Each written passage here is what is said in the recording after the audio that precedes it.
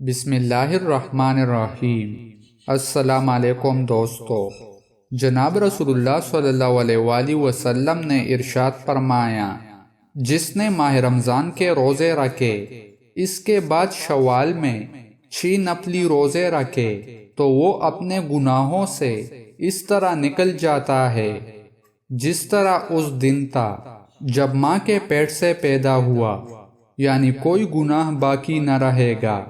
جناب رسول اللہ صلی اللہ علیہ وآلہ وسلم سے عرفہ یعنی 9 ذی الحجہ کے روزے کے بارے میں پوچھا گیا تو آپ صلی اللہ علیہ وآلہ وسلم وہ یعنی 9 ذی الحجہ کا روزہ رکھنا گزشتہ اور آئندہ سال کے گناہوں کو مٹا دے گا، یعنی اس کی برکت سے 1 سال پہلے اور 1 سال بعد کے گناہوں کی گندگیاں دھل جائیں گی۔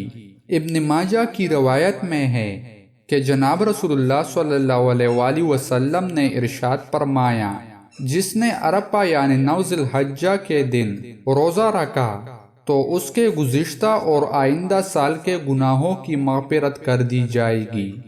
دوستو، مزید اسلامک ویڈیوز دیکھنے کے لیے ہمارے یوٹیوب چینل کو سبسکرائب کریں اور ویڈیو کو لائک اور شیئر کریں۔ جزاک اللہ۔